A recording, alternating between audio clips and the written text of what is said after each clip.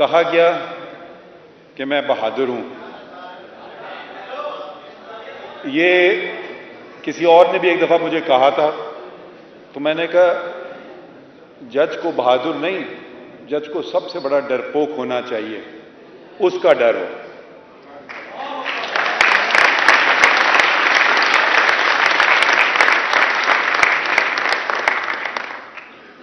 اور اس کے بعد آئین کا.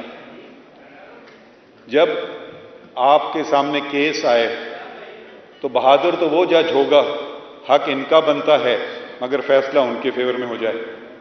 ڈرپوک جج وہ قانون اور آئین کے مطابق فیصلہ کرے گا. تو میں تو اللہ تعالیٰ سے دعا کرتا ہوں کہ ڈر ہو، صرف اللہ تعالیٰ کا ڈر ہو، اور یہ ہدایت مجھے دیں کہ آئین اور قانون کے مطابق میں فیصلے کر سکوں.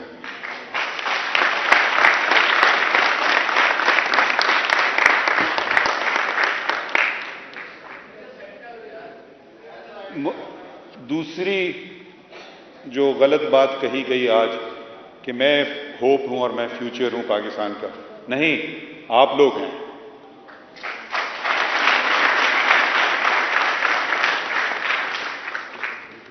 ہم بیٹھ کر کے 2-4 کیسز فیصلہ کر لیتے ہیں، کبھی 20 لگتے ہیں، کبھی 15 لگتے ہیں، تو اصل کام تو آپ کرتے ہیں. اور اس لیے قوم کی نظریں آپ پہ ہیں مجھ سے زیادہ، اور ہونا بھی چاہیے. آپ ہم پہ بھی چیک رکھتے ہیں، تو آپ 2 کام کرتے ہیں. یہ موضوع جو مجھے دیا گیا تھا انگریزی میں پڑھ دیتا ہوں، پھر اتنا مشکل موضوع تھا، مجھے لگا کہ میں ایگزام کا پیپر آج کرنے آ رہا ہوں. Uplifting present judicial system to the expectations of civil society, especially the litigants.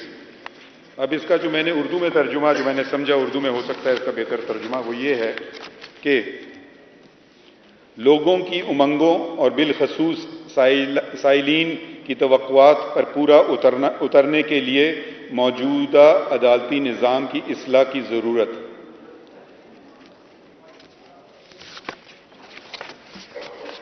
صدر صاحب یہ صحیح ترجمہ ہے؟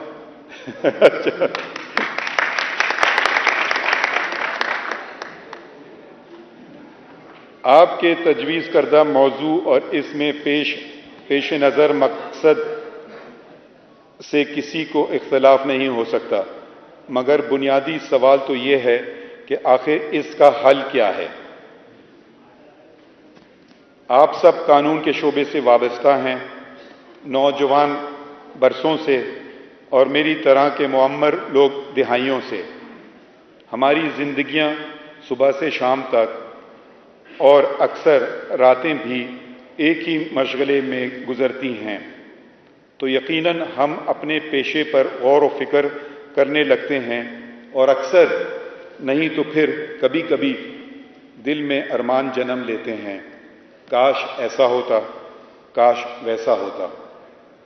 1982 میں نے بار اطلاع کی سند حاصل کی، تو قانون کے شعبے سے میری وابستگی کے 40 سال ہو چلے ہیں، اور اگر میں ان میں قانون کی تعلیم کے 4 سال بھی شامل کروں تو 44 سال بنتے ہیں. اس طویل عرصے میں میں نے جو پڑھا، سیکھا، سمجھا اور پھر ہوتے دیکھا، ان سے میں نے کچھ نتائج اخذ کیے اور یہ میں آپ کے سامنے پیش کرنا چاہتا ہوں. ضلعی عدالتیں فوجداری اور دیوانی مقدمات سنتی ہیں، اور عدالت عالیہ اور عدالت عظمیٰ یہ سب مقدمات، اور مزید ٹیکس، الیکشن اور آئینی مقدمات بھی. آغاز ضلعی عدالتوں سے کرتے ہیں کیونکہ ملک کے اکثر مقدمات وہی ہیں. میں سمجھتا ہوں کہ عوام کی بنیادی طور پر 2 شکایتیں ہیں. ایک یہ کہ فیصلے برسوں بعد ہوتے ہیں، اور دوسری یہ کہ انہیں یہ معلوم نہیں ہوتا کہ فیصلے کا اونٹ کس کروٹ بیٹھے گا. مقدمہ بازی کی ایک بڑی وجہ قانون سے ناواقفیت ہے. اگر ایک شہری پاکستان اور صوبوں کے قوانین معلوم کرنا چاہے تو اسے یہ ایک جگہ اکٹھا نہیں ملتے۔ یہ سلسلہ ختم ہو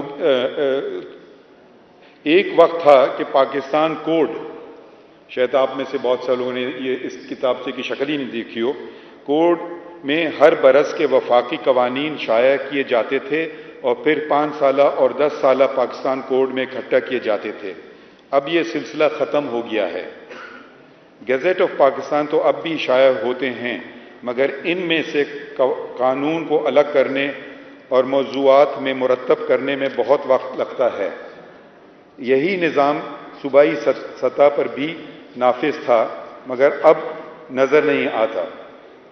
عدالت عظمیٰ نے اس غفلت کی نشاندہی کی تھی، تو پھر یہ سلسلہ دوبارہ شروع کیا گیا اور وفاق اور صوبوں نے قوانین اب مندرجہ ذیل ویب سائٹس پر دیکھے جا سکتے ہیں اور ڈاؤن لوڈ بھی کیے جا سکتے ہیں۔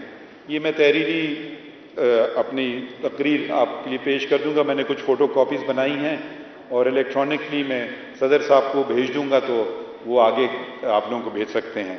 تو یہ 5 ویب سائٹس ہیں: Pakistan code, Punjab code, Balochistan code, K P code اور سندھ لاز کے نام سے۔ تاہم اس کام میں بھی بہت بہتری کی ضرورت ہے، کیونکہ موجودہ قوانین میں جو ترامیم آتی ہیں اب تک قوانین میں ان کا اندراج نہیں کیا جاتا، اور اکثر اوقات آپ کو پرانا قانون سامنے رکھنا پڑتا ہے اور پھر ہر سال کی ترامیم کا جائزہ لینا پڑتا ہے، اور پھر خود یہ کام کرنا پڑتا ہے کہ قانون کی موجودہ صورت کیا ہے۔ جہاں تک مجھے معلوم ہے کہ جیسے پہلے سالانہ، 5 سالہ اور 10 سالانہ پاکستان کوڈ کتابی صورت میں شائع ہوتے تھے، اب ایسا نہیں ہوتا۔ جب تک یہ نہیں ہوگا تو آپ نے سمجھنے کے لیے اور عدالت میں پیش کرنے کے لیے ہم یقینی طور پر نہیں کہہ سکتے کہ یہی قانون کا مستند متن ہے۔ ایک اور کوتاہی کی میں نشاندہی کرنا چاہتا ہوں، اور وہ یہ کہ انگریزی زبان میں تو پھر کبھی کچھ کام ہوا ہے، لیکن اردو میں ابھی بہت کام کرنے کی ضرورت ہے۔ جتنے قوانین پاکستان میں بنتے ہیں وہ انگریزی زبان میں بنتے ہیں۔ مجھے یہ آج تک سمجھ نہیں آیا کہ اسی وقت چاہے وفاقی پارلیمان ہو یا صوبائی اسمبلیاں ہوں تو ساتھ ساتھ اردو میں بھی وہی قانون کیوں نہیں شائع ہو سکتا ہے۔ یہ اس پہ بھی آپ لوگ خیال میں آواز اٹھا سکتے ہیں۔ تو جب قانون انگریزی میں اور ان کے ترجمے ملے نہیں لوگوں کو، تو پھر آپ لوگوں کو کیسے کہہ سکتے ہیں کہ وہ قانون پہ عمل کریں؟ تو یہ بنیادی بات ہے۔ اب آپ سب وکیل ہیں، آپ P L D, P L جے، دوسرے سبسکرپشن لیتے ہیں۔ جب میں کوڈ کی بات کرتا ہوں، میں کہتا ہوں سرکاری کوڈ، وہ اس میں اگر غلطیاں بھی ہوں وہ کورٹ میں اس پہ عمل نہیں ہوگا۔ اصلی گزٹ آف پاکستان ہوتا ہے، مگر گزٹ آف پاکستان تو بے تحاشا ہوتے ہیں۔ تو پاکستان کوڈ کا ہونا بہت ضروری ہے، اور اگر مثال کے طور پر یہ نجی ادارے سارے بند ہو جائیں اور کوئی کتاب شائع نہ کریں، تو یہ ذمہ داری ہمیشہ حکومت کی ہوتی ہے کہ وہ پاکستان کوڈ یا Sindh code, Balochistan code, Khyber Pakhtunkhwa code, یہ سارے الگ الگ بنائیں تو لوگوں کو پتہ تو چل جائے، ایک جگہ ہو قانون کہاں ہے۔ اب تو یہ ایک پریکٹیکل ڈیفیکلٹی ہے۔ جب میں نے خود میں وکیل تھا تو میرا سب سے زیادہ وقت صحیح قانون ڈھونڈنے میں لگتا تھا۔ اگر کچھ قانون ہیں تو سیدھے سادھے، کچھ ہیں ذرا ٹیکنیکل نوعیت کے، income tax, sales tax, custom duty, تو آپ کو پتہ نہیں ہوتا تھا یہ ہر کب بدلا جا رہا ہے۔ آپ نے 69 کا اگر اٹھا لیا کسٹمز ایکٹ، پھر اس میں کتنی ترامیم ہوئی ہر سال، تو وہ بہت مشکل کام تھا، اور مشکل نہیں مگر ایک بہت اس میں وقت لگتا تھا۔ تو اگر یہ اس کا فائدہ ہوتا ہے یہ کوڈز کا کہ آپ فوراً اٹھا کر کے دیکھ لیں، اور یہ دنیا کے ہر ملک میں ہوتا ہے اور پاکستان میں بھی ہوتا تھا، تو یہ ایک بہت اہم چیز ہے کہ اس سے بہت وقت بچتا ہے۔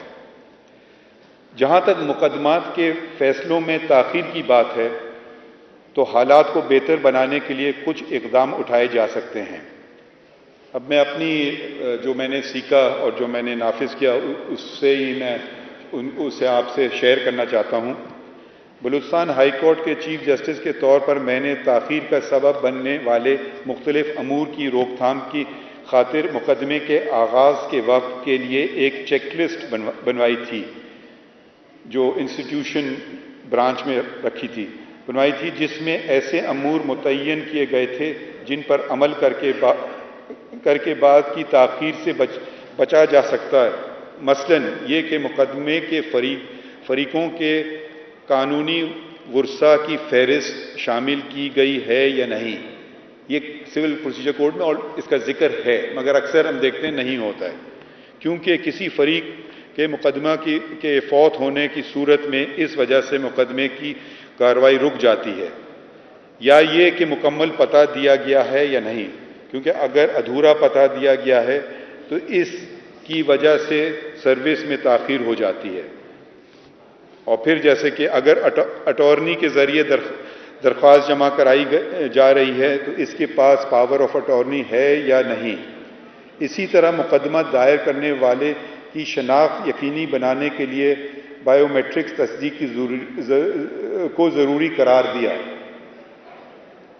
جواب دعویٰ کے لیے بھی اسی طرح کی ضروری فہرست بنائی گئی۔ اس کے علاوہ ہدایت جاری کی کہ اگر ضلعی عدالتوں میں مقدمہ شہادت کے مرحلے پر ہے تو اس پر ہائی کورٹ کے مقدمے کو ترجیح نہیں دی جائے گی، اور اگر اس مرحلے پر وکیل ضلعی عدالت میں مصروف ہے تو ہائی کورٹ اس کا انتظار کرے گی یا سماعت ملتوی کرے گی۔ تو یہ اور یقیناً آپ اس کی وجہ سمجھ گئے، کیونکہ وکیل تو روزانہ کورٹ آتا ہے، اس کوئی مسئلہ نہیں ہوتا ہے۔ اصل مسئلہ ہوتا ہے جو گواہان آتے ہیں، وہ روزانہ یا تو وہ تنگ آ کے چھوڑ دیں گے آنا، تو وہ متاثر ہوگا آپ کا کیس، پھر اس کو آپ سمن کروائیں یا اس کو وارنٹ ایشو کروائیں تو وہ پھر پتہ نہیں کیسی آ کے گواہی دے گا۔ تو ان کو سب سے زیادہ کہ وہ ان کو فارغ کریں جلدی سے جلدی۔ جب ایویڈنس کے اسٹیج پہ مقدمہ لگا ہو تو ہائی کورٹ چل رہا ہے تو وہ ترجیح ادھر میں اس کو ملے گی، کیونکہ ہائی کورٹ میں کسی کا آنے کی ضرورت نہیں ہے، وہ دوسری بات ہے کہ آدمی خود اپنا مقدمہ کر رہا ہو۔ اب میں ایک بات کروں گا جو آپ کے لیے شاید حساس ہو، اور دوستوں میں حساس باتیں کرنا میرے خیال میں نہ صرف جائز ہے بلکہ ایک حد تک فرض بھی بنتا ہے۔ جب میں بلوچستان ہائی کورٹ کا چیف جسٹس تھا تو ہڑتال کی وجہ سے عدالت کا کام کبھی معطل نہیں ہوا۔ ہمارے تعلقات وکیلوں کے ساتھ بہت اچھے تھے اور میرے دروازے ہمیشہ کھلے رہتے تھے تاکہ اگر کوئی مسئلہ ہو تو وہ اپنے منتخب نمائندوں کے ذریعے مجھ سے آ کر بات کریں۔ بیشتر ایسے مسئلے ہوتے تھے جو نظام عدل کی بہتری کے لیے ہی ہوتے تھے، جس پر کوئی دو رائے نہیں ہو سکتی۔ ہڑتال کی سزا سائلین کو بھگتنی پڑتی ہے، جج اور عدالت کے عملے کی صحت پر کوئی اثر نہیں پڑتا اور ان کو پہلے کی طرح اپنی تنخواہ ملتی رہتی ہے۔ کسی اصولی مسئلے پر جد و جہد اور اپنی آواز بلند کرنے کے لیے ہڑتال کے علاوہ بھی کئی طریقے ہیں، بشمول خط لکھنا، قرارداد منظور کرنا وغیرہ۔ اس طرح سائلین کو تکلیف دیے بغیر ایک باعزت طریقے سے مسئلے کی نشاندہی ہو جاتی ہے اور ضرورت پڑے تو احتجاج بھی،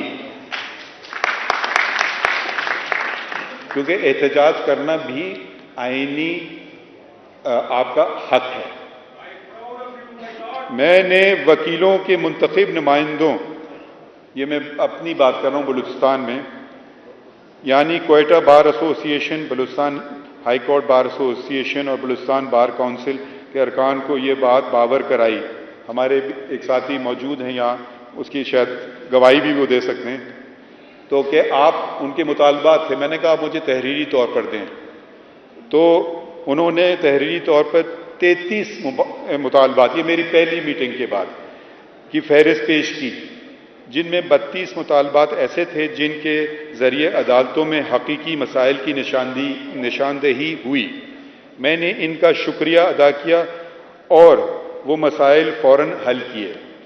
ان کا 33واں مطالبہ اس بارے میں تھا کہ وہ ہائی کورٹ کے کانفرنس ہال میں سیاسی رہنماؤں کو بلانا چاہتے تھے۔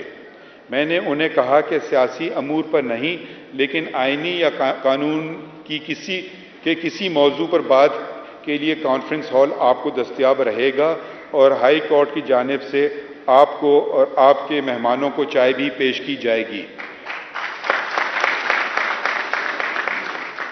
اس میں ہمارا بھی فائدہ تھا، کیونکہ ایسے کانفرنسز نہ صرف وکلاء بلکہ ججز کے لیے بھی مفید ثابت ہوتے ہیں۔ آخر ہم یہ بات کہہ کر تھک گئے ہیں کہ ججز اور وکلاء ایک گاڑی کے دو پہیے ہیں، مگر ہمیں یہ بات نہیں بھولنی چاہیے کہ گاڑی اسی وقت ہی صحیح چل سکتی ہے جب دونوں پہیے ایک سائز کے ہوں۔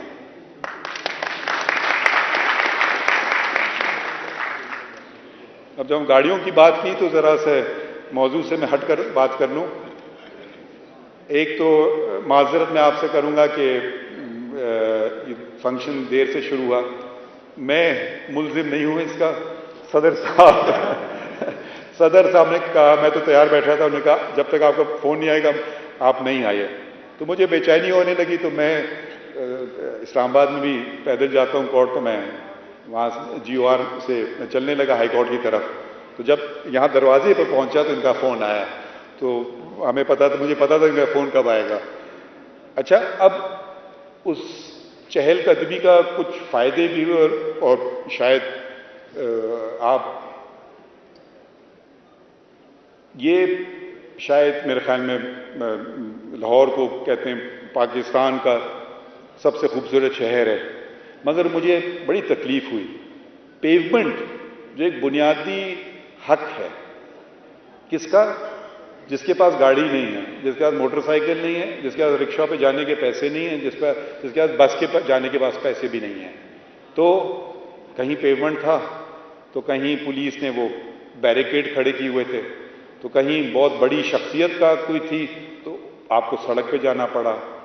پانی ہر جگہ کھڑا تھا، پیومنٹ میں کئی جگہ، اور یہ میں دور دراز گاؤں کی بات نہیں کر رہا ہوں، میں مال روڈ جی او آر سے ہائی کورٹ تک۔ تو آپ ضرور کسی دن آپ لوگ یہ فیصلہ کریں کہ آج ہم سب گاڑی گھر پہ چھوڑیں گے اور پیدل آئیں گے۔ اس سے اور بھی 2-4 فائدے ہیں۔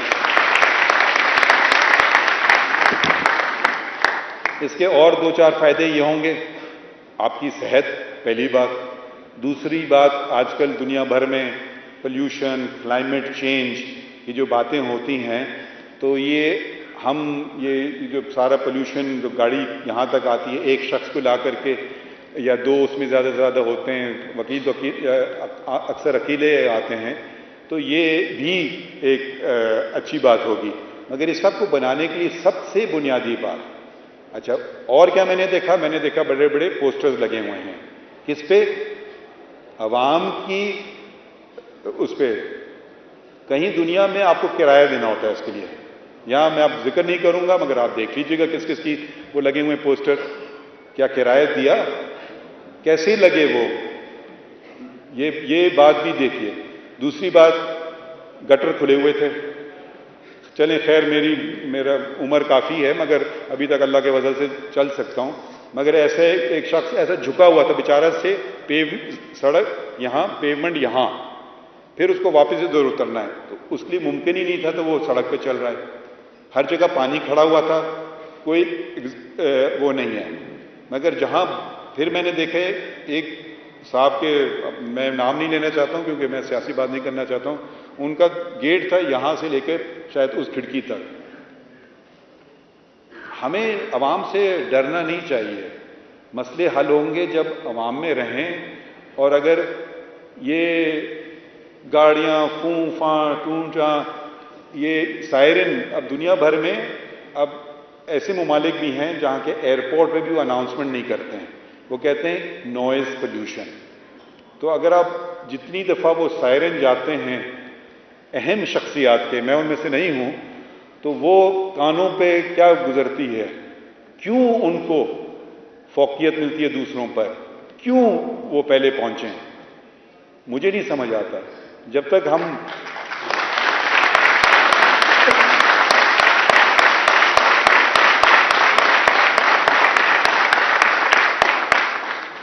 اور یہ سب چیزیں جو ہیں یہ سب عوام کے پیسوں سے ہیں. مجھے اتنا ابھی پھر اللہ تعالیٰ ہم سب کو محفوظ رکھے، مگر آپ کے شہر میں ایک حادثہ ہوا، تو یہ جو عملہ پولیس کا ہے، میں دوسروں کی بات نہیں کروں گا، میں اپنی بات کروں گا. میرے ساتھ پولیس چلنے سے بہتر ہے کہ وہ آپ لوگوں کو سب کو محفوظ رکھے. جب آپ سب محفوظ ہوں گے تو میں بھی محفوظ رہوں گا. تو یہ اگر ہم بنیادی باتیں ہیں، اور اگر ہم پھر اپنے آپ کو اسلامی جمہوریہ کہتے ہیں تو اسلام میں تو آپ پیومنٹ کو روک ہی نہیں سکتے، گناہ ہے. اس پہ بیٹھنے کی ممانعت ہے کہ آپ اس کے نہیں ہیں. لوگوں کے چلنے کے رولز ہیں اتنی، اگر ہم اسلام کی بات کریں تو بہت ہی دوسرے درجات پہ چلے جائیں. تو اب یہ اگر مال روڈ کی حالت ہے تو باہر اندرون شہر میں کیا ہوگا، دوسری جگہ کیا ہوگا، وہ آپ مجھ سے بہتر جانتے ہیں. مگر اگر ہم اگر انتخاب ادھر سے بات شروع کرتے ہیں، لوگ بڑی بڑی باتیں کرتے ہیں، میں کہتا ہوں نہیں، چھوٹی بات کرو، بڑی بات نہ کرو. چھوٹی بات یہ ہوتی ہے، بڑی باتیں ہم یہ کر دیں گے تو وہ کر دیں گے. آپ بس آپ سے میں ایک صدر صاحب سے پتہ نہیں برا نہ مانے اور آپ لوگ برا نہ مانے، ایک دن آپ اپنے لیے کیا کہتے ہیں انگریزی میں کار فری ڈے رکھیے کہ آج ہم جائیں گے، پیدل جائیں گے یا پبلک ٹرانسپورٹ سے آئیں گے کورٹ. تو اس سے آپ کو جو ہمدردی بھی لوگوں میں بڑھے گی کہ وہ ان پہ کیا گزرتی ہے روزانہ. اور آپ ایک دفعہ کریں گے تو میں آپ کو یقین دلاتا ہوں، اگر آپ بہت دور رہتے ہیں تو دوسری بات ہے، مگر آپ کی صحت بہتر ہونے لگے گی. جی اب واپس موضوع پہ، سوری، میں نے وکیلوں کے منتخب نمائندوں، یہ تو میں نے بات کر لی تھی، صحیح.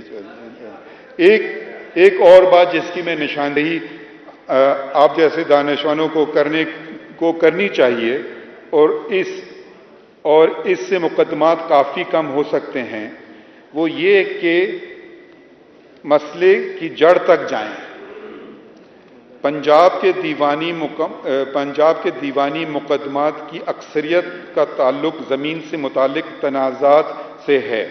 یہ میں اپنی جو سپریم کورٹ میں آتے ہیں وہ اس قسم کے مقدمات آتے ہیں. اگر آپ پوچھیں پرسنٹیج میں تو سب سے زیادہ یہی ہوتے ہیں، جو اکثر ریکارڈ میں ریونیو افسران کی جانب سے غلط اندراج کی وجہ سے یا بے پرواہی سے ہوتے ہیں.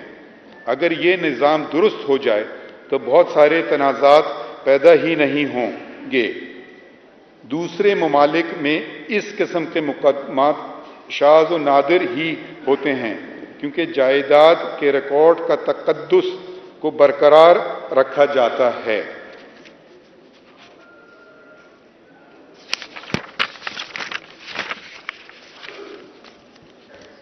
اور اس میں اندراج کی ذمہ داری ریاست لیتی ہے.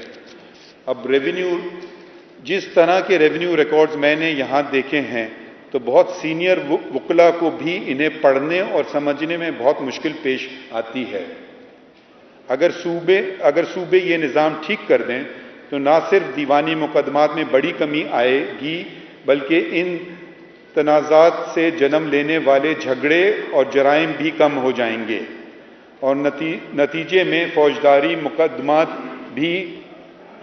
میں بھی کمی آئے گی. تو اگر ایک تو بات ہے کہ جی کیوں ہوتے ہیں مقدمے، یہ بھی ہمیں سوچنا چاہیے آپ جیسے دانشوروں کو کہ کیوں جھگڑے پیدا ہوتے ہیں. ریونیو ریکارڈ ایک اس کا سبب ہے، کیونکہ اس میں جو کچھ ہوتا ہے آپ ہم مجھ سے بہتر جانتے ہیں. نہ صرف دیوانی مقدمات ہوتے ہیں، مگر پھر لوگوں کا غم، غصہ، ناانصافی، لوگ اپنے ہاتھوں میں پھر قانون لیتے ہیں، پھر وہ فوجداری مقدمہ بھی بن جاتا ہے. تو آپ یہ دو مقدمے تو آپ ختم ہی کر سکتے تھے. کبھی کبھی ایک مقدمے نہیں، کئی لوگوں کو ایک انٹری افیکٹ کرتی ہے. کیوں؟ اگر یہ ذمہ داری ریاست کی ہے کہ جو اندراج ہے وہ صحیح ہے. ہم بیٹھ کے عدالتوں کا کام نہیں کرتے یہ صحیح ہے وہ صحیح ہے، اس پہ شہادتیں لیں نہ لیں. یہ دنیا میں میں نے ایسا کبھی نہیں دیکھا ہے کہ اس قسم کی بہت شاد و نادر کوئی کیس جائے گا کہ کوئی اس میں بہت ٹیکنیکل ایشو ہو تو اس نوعیت کا کیس کورٹوں میں جائے گا. اور یہاں میں نے جب سپریم کورٹ میں جتنے کیسز کیے ہیں دیوانی میں، سب سے زیادہ ان کی پرسنٹیج اس قسم کے مقدمات کی ہے. اور پنجاب میں ہی میں بات کر رہا ہوں کیونکہ میں اس وقت پنجاب میں ہوں. اب میں بالخصوص فوجداری مقدمات پر توجہ دوں گا. پاکستان میں اب تک پروسیکیوشن کا زیادہ تر انحصار زبانی شہادت پر ہوتا ہے، جس میں حافظے کی کمزوری اور بھول جانے کا امکان بھی ہوتا ہے، بالخصوص جب وقوعے اور شہادت ریکارڈ کرنے میں طویل وقفہ ہو جو کئی سال پر بھی محیط ہو سکتا ہے. میں نے بے تحاشا فوجداری مقدمات سپریم کورٹ میں کیے، لیکن کسی ایک میں بھی تصویر کشی اور دیگر فنی ثبوتوں کا استعمال ہوتے نہیں دیکھا، جیسے جائے وقوع یا اعلی جرم کی تصاویر، انگلیوں کے نشان، فنگر پرنٹنگ وغیرہ. حالانکہ اب تو موبائل فون جو ہر پولیس والے کے پاس ہوتا ہے، اس میں کیمرہ موجود ہوتا ہے اور اس پر کچھ اضافی خرچہ بھی نہیں ہوتا.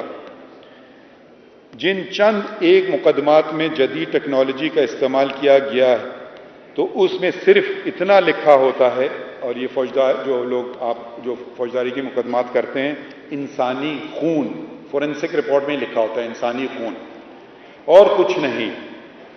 نہ تو یہ کہ خون کا گروپ کس کا تھا، آلۂ قتل پہ جائے وقوع پر خون مقتول ہی کا خون تھا یا نہیں وغیرہ. تو یہ چیزیں ایسی ہیں جو سمجھ نہیں آتا ہے، اس سے بھی ڈیلے ہوتا ہے.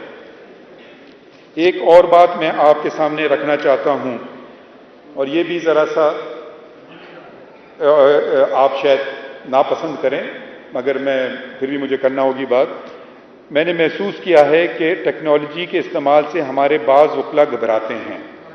مثلاً نادرا میں سکسیشن سرٹیفکیٹ اور لیٹرز آف ایڈمنسٹریشن کے اجرا کے خلاف احتجاج ہوا تھا وکیلوں کا. شاید اس کی وجہ یہ اندیشہ ہوا ہو کہ اس طرح ان کے مقدمے کم ہو جائیں گے، حالانکہ فارم بھرنے اور دیگر لوازمات پورے کرنے میں ان کو مدد تو پھر بھی دینی ہوگی، آپ کو پھر بھی مدد دینی ہوگی.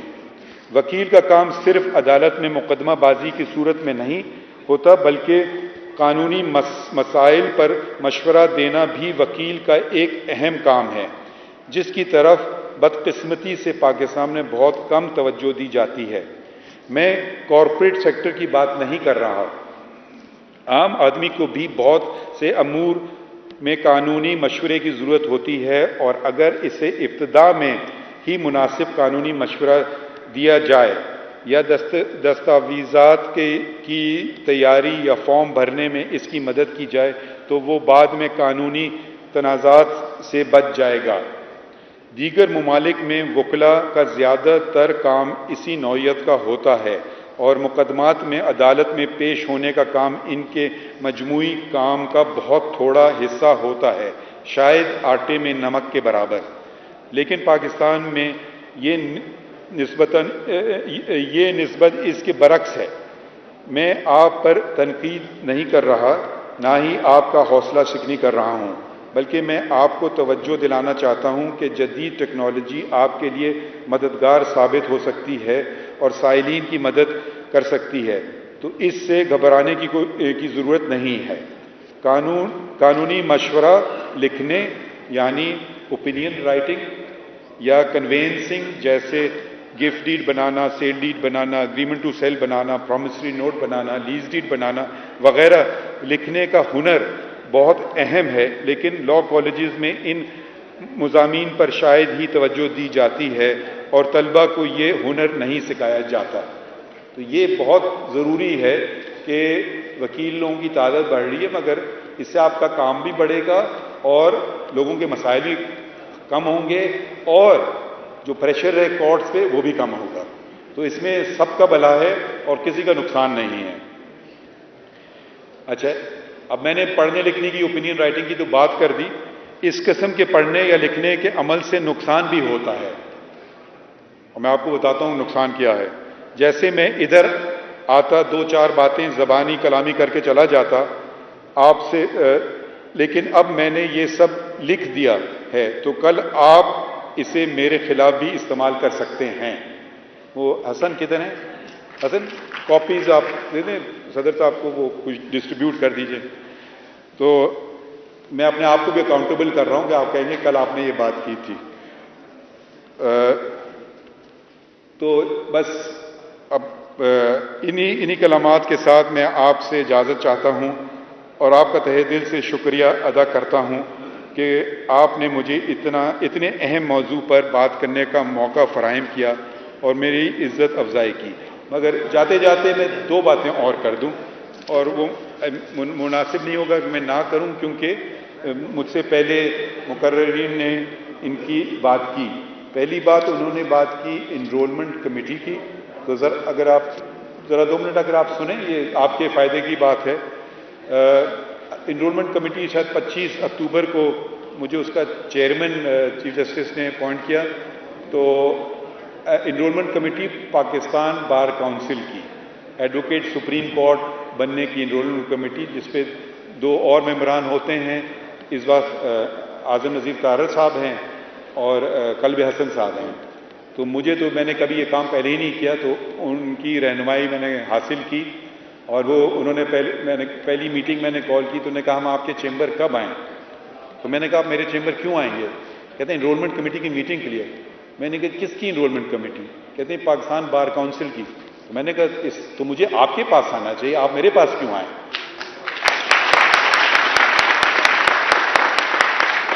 تو میں پاکستان بار کونسل کے دفتر گیا اور میں نے کہا مجھے تو صرف نامزد کیا ہے ایز چیئرمین، مگر انرولمنٹ کمیٹی تو آپ کی ہے. تو وہاں بیٹھے اور فیصلے ہوئے. انہوں نے کہا جی بہت سارے پینڈنگ کیسز ہیں، کب کریں؟ تو میں نے کہا پہلے کیسے ہوتا تھا؟ انہوں نے کہا وہ جی چیمبر میں بلاتے تھے. میں نے کہا کب؟ کہتے ہیں جب کورٹ کے ٹائم کے بعد. تو میں نے کہا اس وقت تک تو میری حالت خراب ہو جاتی، میں کچھ نہیں کر سکوں گا. میں نے کہا پھر کیا کریں؟ میں نے کہا دن رکھتے ہیں 2 دن، جمعہ اور ہفتہ. تو انہوں نے کہا جی بالکل ٹھیک ہے. تو میں نے کہا کب کہاں کریں؟ تو یہاں ذرا آپ کچھ پھینکے گا نہیں میری طرف. آپ کے ساتھی ان میں سے ممبران نے کہا جی لاہور میں کرتے ہیں، بہت پینڈنسی ہے. میں نے کہا جی آپ لاہور کے ہیں، انگلیاں اٹھیں گی. پھر دوسرے ساتھی نے کہا کہ جی راولپنڈی میں اور اسلام آباد میں بہت پینڈنسی. میں نے کہا اب آپ وہاں کے انگلیاں اٹھیں گی اور میں کوئٹہ کا ہوں، انگلیاں اٹھیں گی. ہم وہاں سے شروع کرتے ہیں جہاں کے ہم تینوں نہیں ہیں. تو یہ فیصلہ ہوا کہ کراچی پہلے جائیں گے. کراچی ہم ہو آئے. اس کے بعد یہ فیصلہ ہوا کہ پشاور جائیں گے. پشاور میں جتنے اپلیکیشنز تھے وہ 0 ہو گئے. اور اس کے بعد ہم لاہور جائیں گے. اور لاہور ہم آ چکے ہوتے، مگر شاید کچھ قلب حسن صاحب کی طبیعت ٹھیک نہیں تھی، تو بس آنے ہی والے ہیں جلد. اب لاہور اور دوسری بات میں بتانا چاہتا ہوں کہ 2 قسم کی اپلیکیشنز ہیں. ایک وہ جو پہلے ڈیفرڈ ہو گئے ہیں اور دوسرے نئے جو پینڈنگ ہیں. تو اب ہم بیٹھ کر کے اپنے ممبران سے مشورہ کروں گا. پہلے ہم نے وہاں کراچی اور پشاور میں ایسے کیے تھے کہ ہم نے آدھے ڈیفرڈ کیسز رکھے اور آدھے نئے لیے. تو اور ہمارے پاس کوئی وہ نہیں ہے. صدر صاحب نے بات کی first in first out rule ہے، سمپل. جس کی پرانی درخواست ہے اس کو پہلے بلایا جائے گا، اور جس کی نئی درخواست ہے اگر وہ اس دفعہ نہیں ہو سکا تو اگلی دفعہ ہوگا. یہ سسٹم ہے. اور میں اب ذرا سا آپ کو کہتے ہیں نا تھوڑا سا آدھا پیپر آؤٹ کر دیتا ہوں. وہ یہ بات ہے کہ اب کیونکہ اتنے اب اسپیشلائزیشن ہو گیا ہے، بہت سارے آپ میں ہیں جو صرف فوجداری مقدمے کرتے ہیں، بہت سارے صرف شاید دیوانی کرتے ہیں، بہت سارے صرف انکم ٹیکس کرتے ہیں، بہت سارے صرف سروسز میٹر کرتے ہیں. تو میں تو ہمیشہ پوچھتا ہوں جو بھی ممبر آتا ہے کہ آپ کی فیلڈ کیا ہے. تو یقیناً آپ کو پتہ ہے فوجداری اگر آپ مقدمے کرتے ہیں تو کوئی آپ کے پاس سوٹ فائل کرنے تو لائے گا نہیں، اور اسی طرح سے وائس ورسا. تو میں اسی کوشش کرتا ہوں اسی سبجیکٹ میں ان سے سوالات پوچھوں. تو اب کسی نے کرمنل لائر اس سے میں سوٹ فائل کریں سیکشن 8 اور سیکشن 9 کیا ہوتا ہے، تو وہ تو بس ایسی بات ہے کہ اس کو فیل ہی کرنے والی بات ہو جائے گی. تو بس یہ میں وضاحت کرنا چاہ رہا تھا. اور جہاں تک خواتین کی بات ہے میں اس کو بھی ذرا سی بات کر دوں. کنرانی صاحب اس بات کی گواہ دیں گے کہ بلوچستان میں پہلی ہائی کورٹ جج کو نامنیٹ میں نے کیا تھا، مسز جسٹس طاہرہ صفدر. اور وہ پھر چیف جسٹس بھی بنی. تو مگر میں اس وقت JCB کا ممبر نہیں تھا, اور کیوں نہیں کنسیڈر کی گئی فار ایلیویشن مجھے نہیں پتا. جو میں اپنی ذاتی بات کر رہا ہوں, لبنہ پرویز صاحبہ اسلام آباد ہائی کورٹ میں خاتون جج تھی, میں نے سپورٹ کیا ان کو, مگر وہ کنفرم نہیں ہوئی. آپ کے صوبے میں فخر النساء کھوکر صاحبہ شاید سینئر پیونی جج تھی, میں اس وقت وکالت کرتا تھا. میں نے آرٹیکل لکھا کہ وہ سینیورٹی میں ان کا حق بنتا ہے. سندھ میں رخسانہ احمد صاحبہ تھیں, وہ ان کو کنفرم نہیں ہوا. تو یہ آپ نہ سمجھیں کہ میں اس کے خلاف ہوں, مگر کچھ اصول بھی ہونا چاہیے ہیں. مگر یقیناً میجورٹی مجھ سے شاید بہتر سمجھتی اور جانتی ہیں. میرے سامنے اگر پیمانہ کوئی رکھ دے کہ یہ پیمانہ ہے, اب آپ ان کو اس پہ پورا اترتے دیکھتے ہیں یا نہیں, تو میرے لیے کام آسان ہوتا ہے. بلکہ میرے لیے آپ سچ پوچھئے, جب ججز میں نے اپوائنٹ کیے اور سول ججز اپوائنٹ کر لے, میں نے بہت آسان تھا. سب نے ایگزام دیا, پاس ہو گئے, فیل ہو گئے. 700 مارک ہم نے رکھے تھے, 500 ہم نے رکھے ریٹن پیپرز میں, 200 ہم نے رکھے انٹرویو کے لیے. اور 200 بھی کیونکہ ہم یہ بھی دیکھتے, میں نے دیکھا تھا, میں انگلیاں نہیں اٹھا رہا ہوں مگر کہ آگے پیچھے ہو جاتے ہیں ریزلٹس بعد میں. تو 4 انٹرویوز تھے, 4 ججز انکلوڈنگ مائی سیلف, سب کو 50-50 نمبر تھے, زیادہ نہیں. تو وہ 500 وہ, اور جو لوگ پاس ہوتے تھے وہ آتے تھے انٹرویو کے لیے. جہاں تک میرے خیال میں میرے لیے بہت مشکل کام تھا. اگر آپ پوچھیں سب سے مشکل کام میں نے بلوچستان میں کیا, کون سا کیا, میں آپ کو یہ کہوں گا کہ جج اپوائنٹ کرنا. یہ سب سے میرے لیے مشکل کام تھا, کیونکہ میں بلکہ اپنے دوستوں کو کہا, میں نے کہا کاش میں ان سے ٹیسٹ لے سکتا. جب سول جج کے لیے ہو سکتا ہے اور ایڈیشنل جج کے لیے ہو سکتا ہے, تو پتہ نہیں کیوں دوسروں پہ کیوں نہیں ہو سکتا ہے. تو آپ کا تہہ دل سے میں بہت بہت شکریہ کر رہا ہوں صدر صاحب آپ کا, کہ آپ نے اس ناچیز کو یاد کیا. اور میں آپ سے ہمیشہ سیکھ کر جاتا ہوں, پتہ نہیں آپ مجھ سے کچھ سیکھے یا نہیں. اور مجھے ابھی اس سے پہلے کہ میں پوڈیم چھوڑوں تو مجھے ذرا حکم کی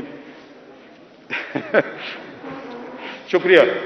YouTube پر گوگلی ٹی وی دیکھنے کے لیے youtube.com کی سرچ بار میں گوگلی ٹی وی ٹائپ کریں. گوگلی ٹی وی کے پیج پر سرخ رنگ کے سبسکرپشن والے بٹن پر کلک کرنا نہ بھولیے. YouTube پر اپلوڈ ہونے والی ویڈیو سے باخبر رہنے کے لیے بیل آئیکن پر کلک کیجیے. آپ کو ہر نئی آنے والی ویڈیو کے بارے میں نوٹیفیکیشن موصول ہو جائے گا.